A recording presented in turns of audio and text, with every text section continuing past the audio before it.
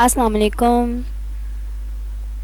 हम ना with eco 401 lesson number 6 आप लोगों का आज स्टार्ट होगा। इलास्टिसिटीज़। उम्मीद है कि पिछले लेसन आपको समझ आ गए होंगे।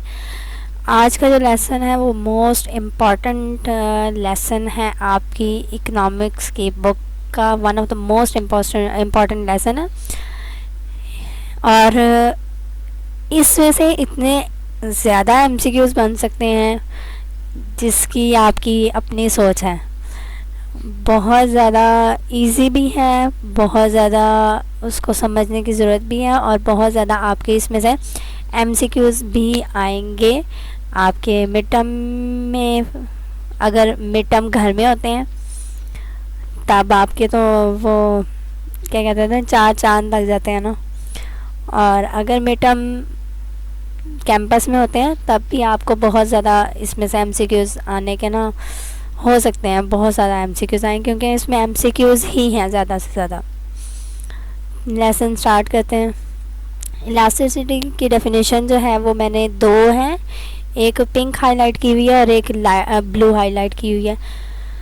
Elasticity is a term widely use in economics. बहुत ज़्यादा यूज़ की जाने वाली वर्डिंग है इलास्टिसिटी और इसको जो है डिनोट किया जाता है responsiveness of one variable to change in other.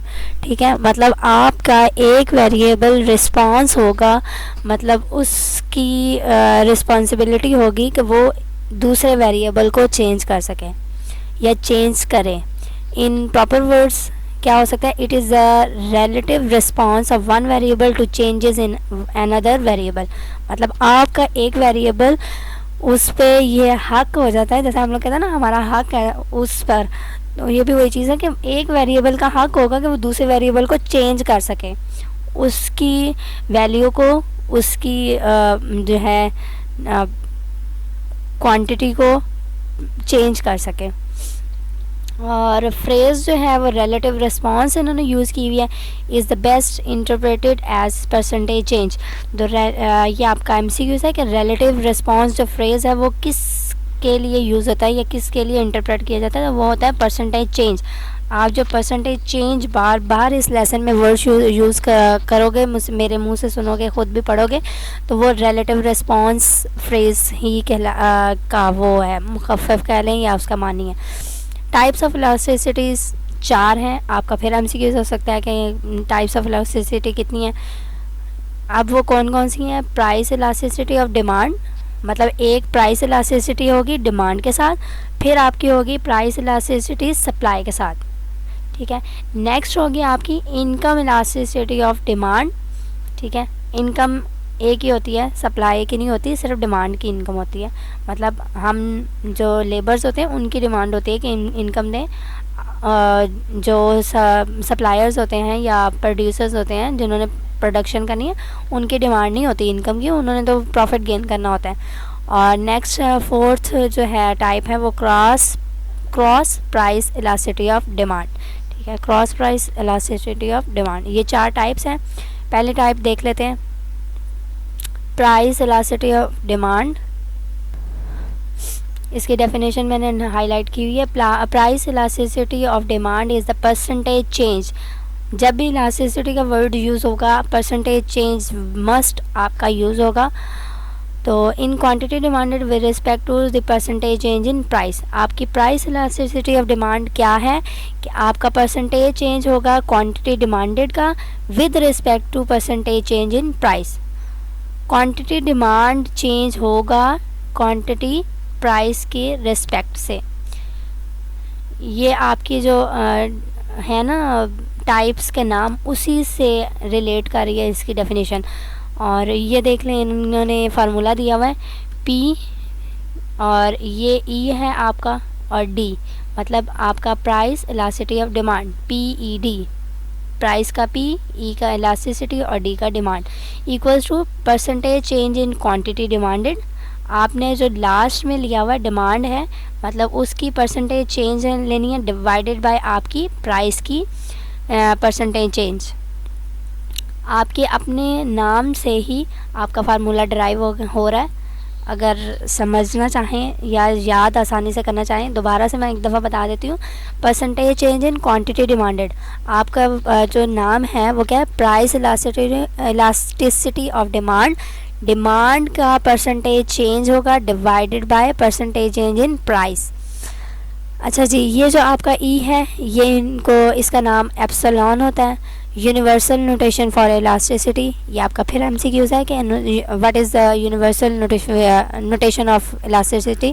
तो एप्सिलॉन वो लिख के भी दे सकते हैं और सिंबल भी आपको दे सकते हैं। अब एक एग्जांपल उन्होंने दी हुई है।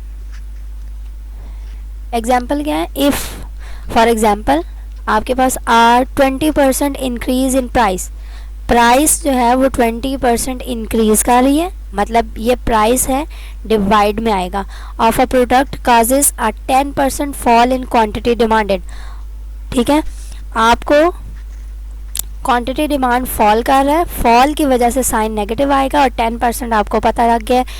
प्राइस जो है वो 20% इंक्रीज़ कर रही है, प्लस का साइन आएगा। आपने फाइंड करना है price elasticity of demand, PED find करना है। तो उसका फार्मूला क्या होगा, percentage change in quantity demanded divided by percentage change in price. और फॉल की वजह से नेगेटिव साइन आया, 10% डिवाइडेड बाय 20%, और इन दोनों को कैंसिल करेंगे तो -0.5 आंसर आ गया आपका।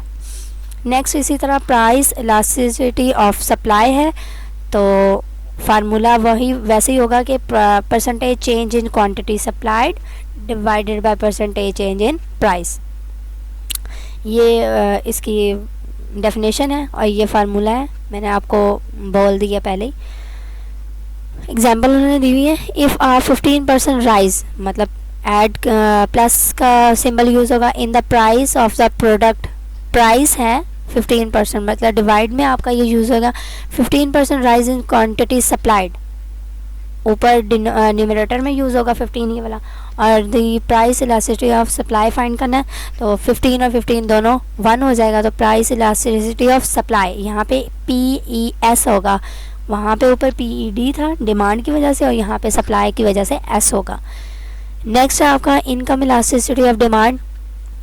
वही बात, आपका पहले जो है प्राइस इलास्टिसिटी यूज़ हो रहा था तो डिवाइडेड बाय P आ रहा था, और यहाँ पे इनकम है तो इनकम यूज़ होगा। Income elasticity of demand is the percentage change in quantity demanded with respect to the percentage change in income of the consumer. वही बात, आपका जो फार्मूला है उसको शो कैसे करेंगे, Y इनकम के लिए यूज़ होता है, इलास्टिसिटी E और डिमांड का D equals to percentage change in quantity demanded, क्योंकि डिमांड आपकी आ रही है, और divided by percentage change in income. आपकी इनकम के लिहाज से आपने इलास्टिसिटी फाइंड करनी है। एग्जाम्पल है, इफ़ 2% राइज, मतलब प्लस का साइन आएगा in the consumers income. Consumer income है मतलब डिनोमिनेटर में आपका ये 2% आएगा। Cause and 8% rise in products demand, demand है प्रोडक्ट की, क्वांटिटी डिमांड हो रही है तो 8% आपका न्यूमरेटर में आएगा, ऊपर लिखा जाएगा। और आपने फाइंड करनी है इनकम इलास्टिसिटी ऑफ डिमांड, मतलब इनकम Y, इलास्टिसिटी E और D YED equals to 8% by 2%, तो कैंसिल होके 4 आ गया income elasticity of demand. Next है आपका cross price elasticity of demand. ठीक है, डिमांड की वजह से तो हमें पता चल गया कि हम लोगों ने डिमांड का वर्ड यूज़ करना है, लेकिन क्रॉस प्राइस है तो इसको देख लें कैसे करना है। पहले मैं आपको फार्मूला बताऊंगी फिर उधर डेफिनेशन पे जाते हैं। P प्राइस की वजह से, ठीक है, B जो है आपका क्रॉस वर्ड यूज़ हुआ है, मतलब आपका ये दोनों क्रॉस में जाएंगे। प्राइस जो है P वो B से शो कर रहे हैं, इलास्टिसिटी E से, और डिमांड का A शो कर रहे हैं। अब क्या हुआ कि आपका डिमांड जो है DA एज अ होल है और PB जो है वो प्राइस एज अ होल है। तो हम लोग क्या करते होते थे कि परसेंटेज चेंज इन डिमांड, ठीक है, किसके साथ है आपकी, फॉर अ गुड A, और divided by percentage change in price, price की चेंज हो रही है, ऑफ गुड किसकी है, B की। आप लोग इसको चेंज भी कर सकते थे, पहले P के साथ B A लिख देते, D के साथ B लिख देते, तो यहाँ पे ये good B by good A हो जाना था। मतलब ये आपस में चेंज हो सकते हैं आपके, ये इसकी डेफिनेशन है। फॉर एग्जांपल वो दे रहे हैं the demand for butter rose by, rose का मतलब राइज करना, प्लस का साइन आएगा 2%। बटर की जो डिमांड है, डिमांड बटर की वो 2% है, मतलब आपका न्यूमरेटर में आएगा। और वाई द प्राइस ऑफ मार्गरेन, ये मार्गराइन भी बोलते हैं, मार्गरेन भी बोलते हैं, आप जो मर्जी बोल लें इसको। रोज फिर प्लस का साइन आ जाएगा। राइज और फॉल, ये दोनों वर्ड बहुत ज़्यादा इंपॉर्टेंट है आपके इलास्टिसिटी वाले चैप्टर में। राइज का मतलब है आपका साइन प्लस लगेगा और फॉल का मतलब आपका साइन नेगेटिव लगेगा। बाय 8% मतलब डिनोमिनेटर में आ जाएगा क्योंकि ये प्राइस है आपकी। Then the cross price elasticity of demand of butter with respect to price of margarine will be, आपका प्राइस जो है वो B से शो कर दिया उन्होंने और डिमांड A से शुरू कर दिया, तो प्राइस इलास्टिसिटी ऑफ डिमांड क्या हो जाएगी 2% बाई 8%, तो आपका 2 1 2 2 4 8 1/4 0.25 आपका ये आ जाएगा। नेक्स्ट उन्होंने एक और एग्जांपल दी हुई है, वो जो माइनस साइन का मैं आपको कह रही थी। On the other hand the price of bread, ठीक है ना, ब्रेड जो है कॉम्प्लीमेंट सब्जेक्ट है, आपने उसके साथ जाम लेना ही लेना होता है, अलहदा चीज़ नहीं ले सकते। रोज़ मतलब ऐड का साइन प्लस का साइन होगा। प्राइस जो है वो राइज कर रही है, the demand for butter would fall, price नहीं, डिमांड आपकी नेगेटिव है और प्राइस आपकी पॉजिटिव है, तो डिमांड जो होती है वो न्यूमरेटर में होती है, ऊपर होती है, और डिनोमिनेटर में प्राइस होती है। If a 4% rise in the price of a bread, 4% price है राइज कर रही है ब्रेड की, मतलब डिनोमिनेटर में 4% आ जाएगा।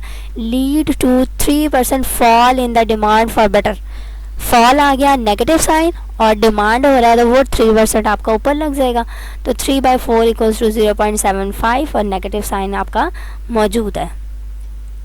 नेक्स्ट है आपका why we use percentage change rather than absolute change in elasticity, हम लोग परसेंटेज चेंज क्यों यूज़ कर रहे हैं, एब्सोल्यूट चेंज क्यों नहीं कह सकते, कि एब्सोल्यूट चेंज क्यों नहीं हो रहा है इस इलास्टिसिटी वाले चैप्टर में। इसके 3 मेन पॉइंट्स हैं, वो देख लें क्या है। हम लोग अगर परसेंटेज चेंज यूज़ करते हैं एंड प्रोपोर्शंस यूज़ करते हैं, we can avoid the problem of comparison in 2 different quantities quantitative variables. ज़ाहिर बात है हमारे पास 2 वेरिएबल्स आ सकते हैं, एक क्वांटिटी आ जाती है, एक प्राइस आ जाती है, ठीक है। तो इसको हम लोग कंपेयर करने के लिए बहुत अच्छा होता है कि हम लोग परसेंटेज चेंज यूज़ करें। अगर एब्सोल्यूट यूज़ करते हैं तो वो नेगेटिव साइन जो है हमारा ख़त्म हो जाएगा, या हम लोग एब्सोल्यूट की वजह से पॉजिटिव साइन ही लेंगे, नेगेटिव साइन आएगा ही नहीं। तो डेट इज़ टू से उन्होंने किया हुआ है क्वांटिटी डिमांड, हमारी जो क्वांटिटी होती है कमोडिटीज़ जो होती हैं वो किस में होती हैं मैयर, हम लोगों की यूनिट्स में होती हैं, 2 किलो 3 किलो 4 किलो 5 किलो ये सारी चीज़ें। और प्राइस जो होती है वो किस में मैयर होती है, रुपीज़ में। तो ये दोनों आपस में इररिलेटिव हैं, इनको जब हम लोगों ने कंपेयर करना है तो बहुत अच्छा चीज़ है परसेंटेज चेंज, ताकि हम लोगों के जो कंपैरिजन हो रहा है उसमें कोई ना कोई प्रॉब्लम फेस ही ना हो हमें। नेक्स्ट पॉइंट जो है वो क्या है कि units, what size of units B change, हम लोग इस चीज़ से भी अवॉइड कर सकते हैं कि ज़ाहिर बात है अगर हम लोग क्वांटिटी का यूनिट लें वो ज़्यादा हो और प्राइस का यूनिट लें वो कम हो, तो उन दोनों में काफ़ी ज़्यादा चेंज आ सकता है, उनके साइज़ जो हैं वो दोनों चेंज हो सकते हैं। अब इन्होंने जो एग्जांपल दिया वो देख लें। ए जो है कोई भी इंसान है, jump from ₹2 to ₹4 could be described as a 100% increase or as a increase of ₹2। मतलब क्या हुआ कि अगर हम लोग उसको कहें कि वो वैसे तो नज़र आने में ये नज़र आ रहा है कि 2% का ही इंक्रीज़ हुआ है, लेकिन जब हम लोग यूज़ कर देते हैं वर्ड परसेंटेज चेंज, तो उससे पता चल जाता है कि जो चेंज हो रही है वो 100% ही हो रही है, या 2% कह लो या 100% कह लो, बात एक ही है। और थर्ड पॉइंट है it also helps how to define big और स्मॉल चेंज, ये हमें इसलिए भी वही ऊपर वाली सेकंड वाली बात है कि आप उसको वैसे काउंट करके देख लो वो ₹2 हो रहे हैं, और वैसे अगर हम लोग परसेंटेज चेंज का नाम देते तो वो भी वही चीज़ है। तो बिग या स्मॉल चेंज इसमें कोई हम लोगों को फ़र्क नहीं पड़ता, ये डिफ़ाइन करती है परसेंटेज चेंज कि आपकी चेंज जो हो रही है वो ज़्यादा हो रही है कि कम हो रही है। बाय लुकिंग वो देख लें एट ₹2 और ₹4 we can not say that it is a big change और अ स्मॉल चेंज। ठीक है, ₹2 की चेंज हो रही है तो हम लोगों को नहीं पता कि ये ज़्यादा चेंज बड़ी है या छोटी है। अब टू रुपीज़ वैसे देखने में गए तो क्या है, ₹2 तो हैं, but if we translate it in the form of percentage change then it becomes 100% which is a big change। लेकिन जब हम लोग परसेंटेज चेंज में बात करते हैं तो वो 100% होगी। जाहिर बात है चेंज तो वो ये तो नहीं कह रहे कि हम लोग उसको माइनस कर रहे हैं तो 2 आंसर आ रहा है, तो वो माइनस पूरा किया ना। तो इसी तरह जब हम परसेंटेज चेंज करेंगे तो वो भी 100% ही आएगा, कम 99 या 90% तो आने से रहा। तो ये परसेंटेज चेंज में देखें तो बहुत बड़ी चेंज है। नेक्स्ट है elastic and in elastic demand. ये भी आगे से आपका बहुत ज़्यादा इम्पॉर्टेंट है लेसन टॉपिक। इसकी डेफिनेशन मैंने अंडरलाइन जो है वो येलो से कर दी है क्योंकि ये MCQs भी बन सकता था। Slope and elasticity of demand have inverse relationship. Slope मतलब आपकी जो डिमांड कर्व है उसकी स्लोप कैसे है, ज़्यादा फ्लैट है, ज़्यादा स्टीप है या जैसे भी है, वो आपको पता है कि उनका इन्वर्स रिलेशनशिप है। इन्वर्स कैसे है, ऊपर मैंने आपको 5th चैप्टर में बताया था कि डिमांड का प्राइस के साथ जो ताल्लुक़ है वो इन्वर्स है। अगर प्राइस इंक्रीज़ हो रही है तो क्वांटिटी जो है वो डिक्रीज़ होती जाएगी, और इसी तरह अगर प्राइस डिक्रीज़ हो रही है तो क्वांटिटी इंक्रीज़ होती जाएगी। When slope is high elasticity of demand, ये वही बात है, जब स्लोप आपकी हाई होगी डिमांड की, इलास्टिसिटी ऑफ डिमांड की, तो क्या होगा, when slope is high elasticity of demand is low. ठीक है, जैसे जैसे स्लोप आपकी हाई होती जाएगी डिमांड जो है वो लो होती जाएगी, एंड वाइस वर्सा, मतलब अगर स्लोप लो हो रही है तो डिमांड हाई हो जाएगी। ये फिर कुछ MCQs हैं एज इट इज़ याद करने पड़ेंगे। जब slope of demand curve is infinity, आपकी स्लोप जो है वो डिमांड कर्व की इन्फिनिटी होगी तो इलास्टिसिटी उस पॉइंट पे ज़ीरो होगी, और इलास्टिसिटी ऑफ ज़ीरो का मतलब है परफेक्टली इन इलास्टिक डिमांड। ज़ाहिर बात है उस पर कोई इलास्टिसिटी हो ही नहीं रही, ज़ीरो हो रही है तो वो इलास्टिसिटी नहीं है, तो परफेक्टली इन इलास्टिसिटी होगी डिमांड में। And when the slope of demand curve is zero, पहले इन्फिनिटी थी तो इलास्टिसिटी ज़ीरो है, अब डिमांड की स्लोप जो है वो ज़ीरो होगी तो इलास्टिसिटी इनफाइनाइट हो जाएगी, अपोजिट है मतलब दोनों। और इसका मतलब क्या है, परफेक्टली इलास्टिक डिमांड।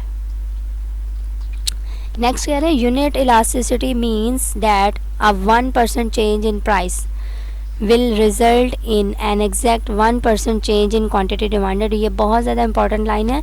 यूनिट का मतलब ही 1 होता है, मतलब क्या हुआ, यूनिट इलास्टिसिटी वो है कि चेंज इन प्राइस जो है वो 1% है, तो exact change in quantity demanded भी जो चेंज आएगी वो भी 1% ही होगी। Thus elasticity will be equal to 1, तो इस लिहाज से 1 डिवाइडेड बाई 1 ही आएगी आपकी इलास्टिसिटी भी। A unit elastic demand curve plots as a rectangular hyperbola. ये भी आपका MCQs है कि यूनिट इलास्टिसिटी जो है डिमांड की उसके अगर प्लॉटेशन करें तो वो रेक्टेंगुलर शेप में आएंगे हाइपरबोला के। Note that a straight line demand curve can not have unit elasticity.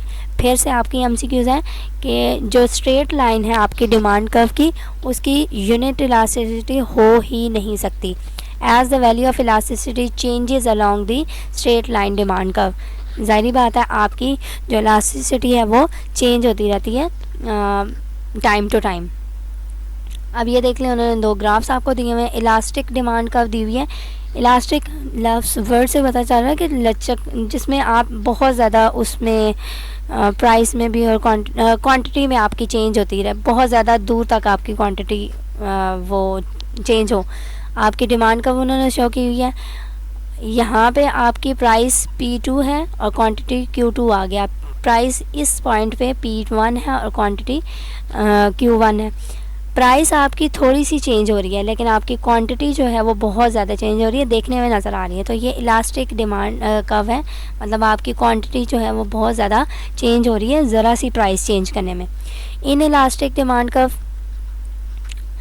देख लें, आपकी ये बहुत ज़्यादा स्टीप है डिमांड कर्व, तो जाहिर बात है आपका P2 ये है, Q2 ये है और Q1 P1 के लिहाज से आपकी क्वांटिटी ज़रा सी चेंज हो तो प्राइस आपकी बहुत ज़्यादा चेंज हो रही है, ठीक है।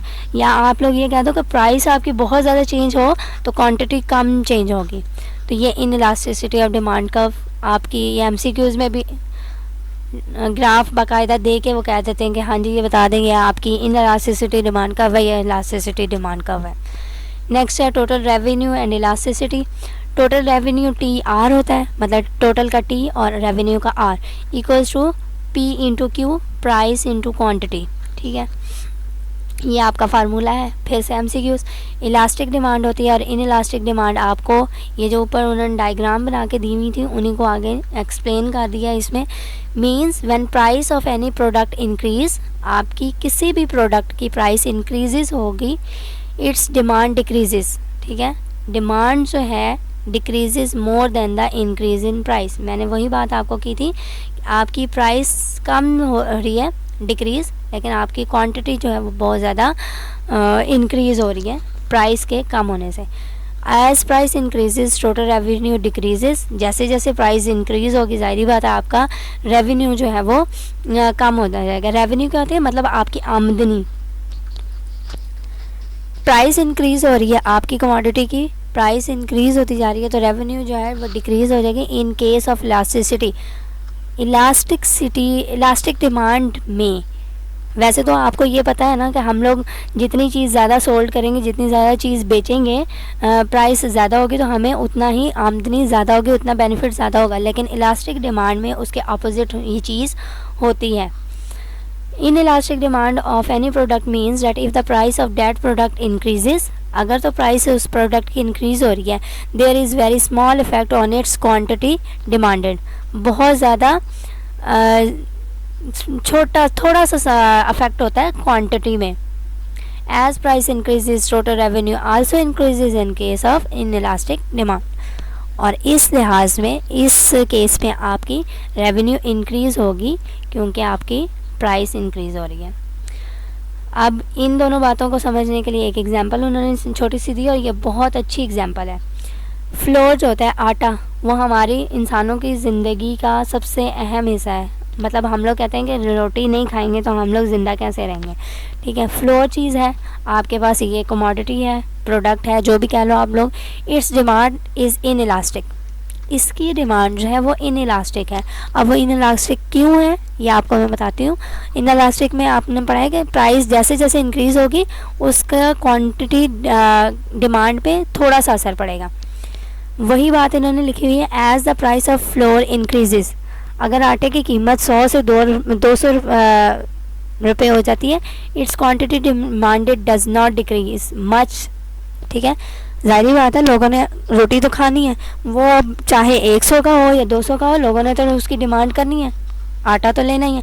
Because people have to use flour in all situation whether its price is low और हाई। सिंपल। शायद अब आपको ये इलास्टिक डिमांड और इन इलास्टिक डिमांड समझ आ गई हो या आ जाए।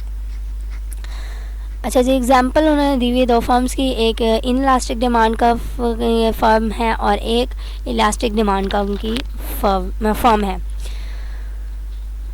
अब ये एग्जांपल उन्होंने इसलिए दी हुई है कि आपको बाकायदा वो इलास्टिसिटी या इन इलास्टिक डिमांड फाइंड करके बता सकें। For inelastic demand curve, firm increases its price but quantity demanded does not change as much increase in price।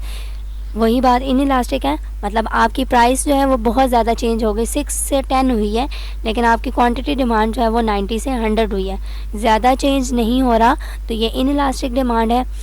Inelastic demand को इलास्टिक ई एप्सिलॉन आपका equals to percentage change in quantity demanded. आपने percentage change लेना है quantity demand का और percentage change लेना है price का।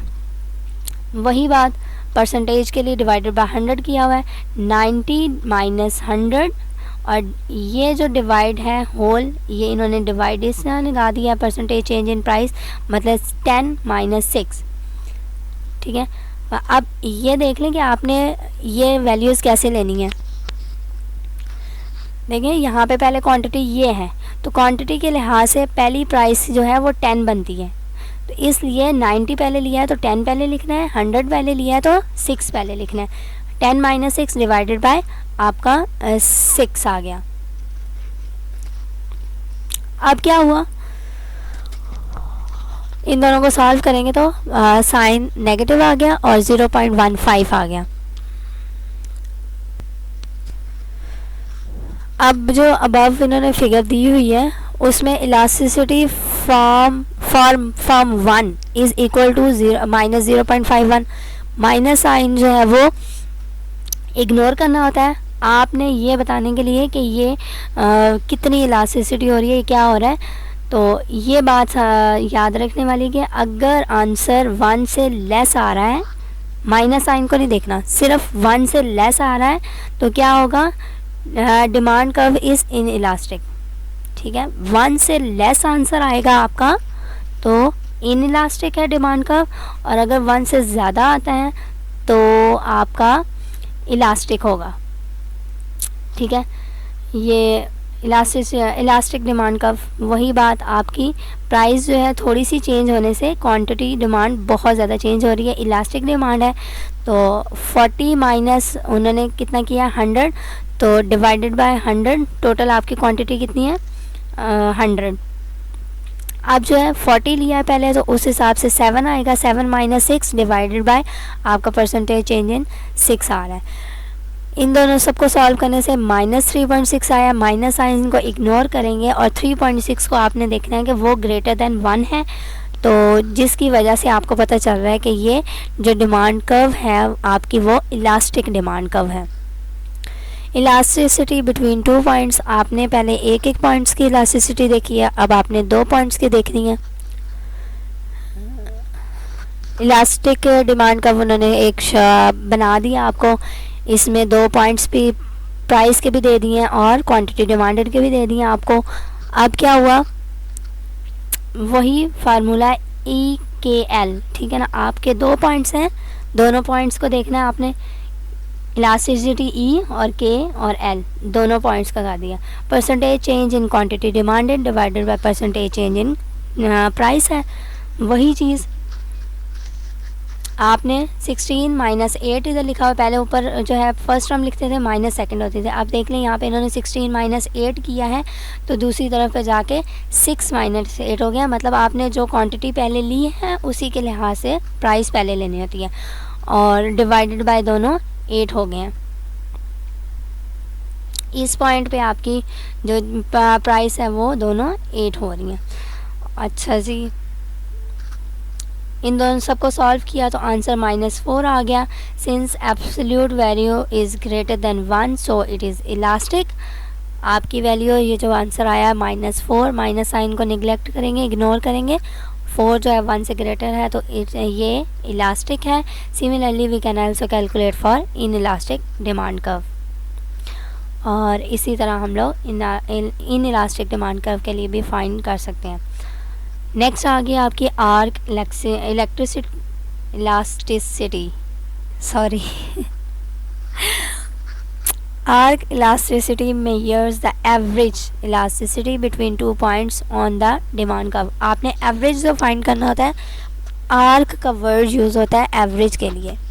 ठीक है, जैसे वो पीछे कह रहे थे परसेंटेज चेंज का वर्ड यूज़ हो रहा है, इसी तरह आर का वर्ड यूज़ हो रहा है एवरेज के लिए। द फार्मूला इज सिंपली आपने चेंज इन क्वांटिटी करना है divided by change in price, और उसी के साथ मल्टीप्लाई करेंगे average price divided by average quantity. ये आपका फार्मूला है।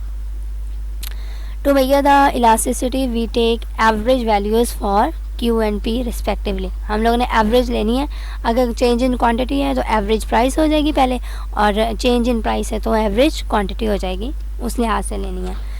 पॉइंट इलास्टिसिटी, पॉइंट आपको वर्ड से पता चल रहा है, देख लेते हैं इसकी definition. Point elasticity is used when the change in price is very small. ज़रा सा एक छोटा सा चेंज होगा जो, वो पॉइंट इलास्टिसिटी है। डैट इज़ टू से the two points between which elasticity is being measured essentially collapse on each other। जाहिर बात है ज़रा सा चेंज आ रहा है तो उस लिहाज से क्या हो सकता है कि आपकी क्वांटिटी या तो प्राइस पे फॉल कर जाए या प्राइस जो है वो क्वांटिटी पे फॉल कर जाए। और इसका फार्मूला देख लें। इलास्टिसिटी है ई आ गया equals to change in quantity divided by change in price multiply P by Q. ठीक है, चेंज जो है वो डेल्टा से भी शो होता है और डी से भी शो होता है, डिफरेंशियल इक्वेशन जो यूज़ करते थे हम लोग। अच्छा, डी जो है infinitely small change in price है, ये जो है डेल्टा या डी ये इनफाइनाइटली स्मॉल चेंज है। If elasticity zero, if elasticity equals to zero, अगर आपका इसका आंसर ज़ीरो आता है then the demand curve will be vertical.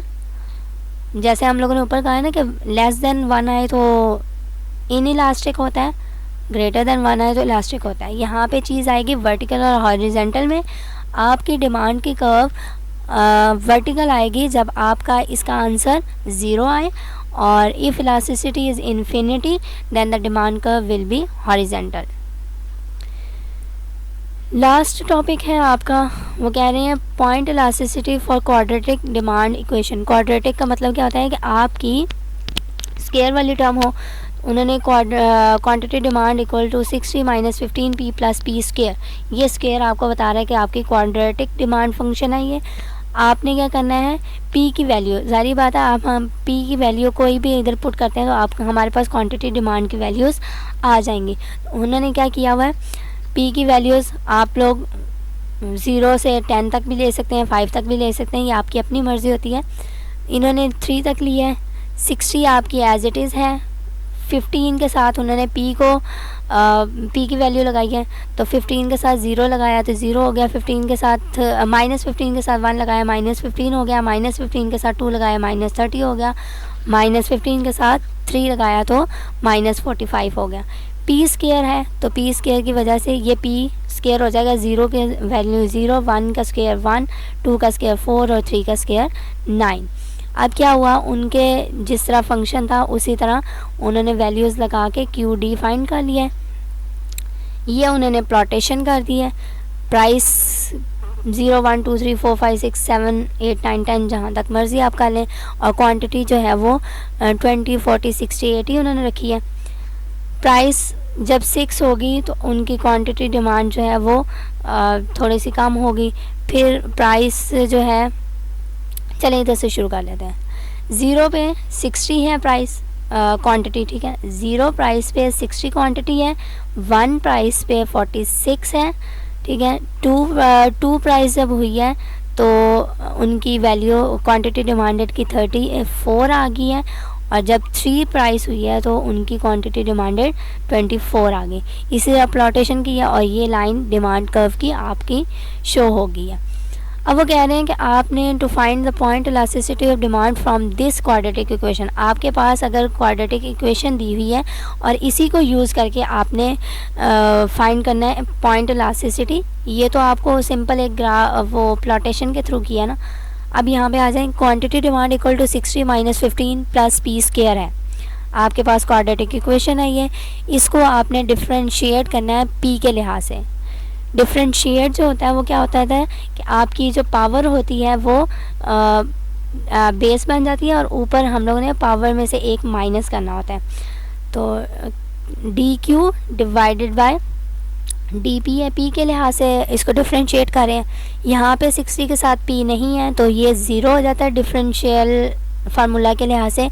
Minus sign as it is है 15, और डी पी जो है पी के लिहाज से डिफ्रेंशिएट हो रहा है तो वो 1 हो जाता है। तो 15 को 1 से मल्टीप्लाई करेंगे तो माइनस 15 ही आ जाएगा। प्लस ये वाला पावर जो है बेस बन जाती है, और पी के पावर जो 2 लिखी हुई है उसके साथ -1 कर देते हैं तो 2 - 1 1 हो जाता है। तो पी की वैल्यू पावर इन्होंने यहाँ पे 1 लिखी हुई है। अब क्या हुआ, जो वैल्यूज़ इधर से ली थी उन्होंने, वहीं से वो पुट कर रहे हैं 3 पी की वैल्यू इस इक्वेशन में जहाँ पे उन्होंने डिफ्रेंशिएट किया। पी की वैल्यू 3 पुट करने से क्या हुआ है कि -15 एज इट इज़ रहा है, +2 और पी की जगह 3, तो -15 + 6 हो गया equals to -9। D Q by D P जो है वो आपका -9 है। ठीक है, अब क्या हुआ, क्वांटिटी डिमांड भी फाइंड करनी है हमने। देख लें, ये फार्मूला पॉइंट इलास्टिसिटी फाइंड कर रहे हैं, तो पॉइंट इलास्टिसिटी का फार्मूला क्या है, delta Q over delta P या D Q over D P. ठीक है, D Q over D P हम लोगों ने फाइंड कर लिया है, ये -9 आ गया। प्राइस हमने खुद से पुट कर लिया 3, तो अब क्या रह गया हमारे पास क्यू। क्यू कैसे कहाँ से आएगा, जो हम लोगों को क्वांटिटी डिमांड उन्होंने इक्वेशन दी हुई है वहाँ पे आएगा। तो वहाँ पे हम लोगों ने 3 पी की वैल्यू पुट कर लेनी दोबारा, 60 - 15 पी की वैल्यू 3 प्लस पी का स्क्वायर 3 का स्क्वायर 9। इनको सॉल्व जब करेंगे तो 24 आ जाएगा। फार्मूला इलास्टिसिटी का, पॉइंट इलास्टिसिटी का equals to D Q by D P है, मतलब -9, दोनों का वैल्यू एक ही आई है और मल्टीप्लाई हो रहा है पी बाई क्यू। पी की वैल्यू जो है हमने 3 खुद पुट की थी, डिवाइडेड बाई क्यू की वैल्यू जो आई है वो 24 आई है। इनको सॉल्व करने से आंसर आ रहा है -1.125। माइनस साइन को इग्नोर करेंगे इलास्टिसिटी वाले चैप्टर में, मतलब अगर आप आंसर निकाल रहे हो वैसे नहीं इग्नोर करना, वो जैसे राइज और फॉल का सिलसिला आ रहा था। अब क्या हुआ, 1 से क्या है, ज़रा सी ग्रेटर है। अब आप लोग खुद देख लें, पॉइंट का फ़र्क आ रहा है, ग्रेटर है, हमें साफ नहीं पता चल रहा कि कितनी ज़्यादा ग्रेटर है। तो ये पॉइंट इलास्टिसिटी है आपका। थैंक यू, अल्लाह हाफिज़, अपना ख्याल रखिए।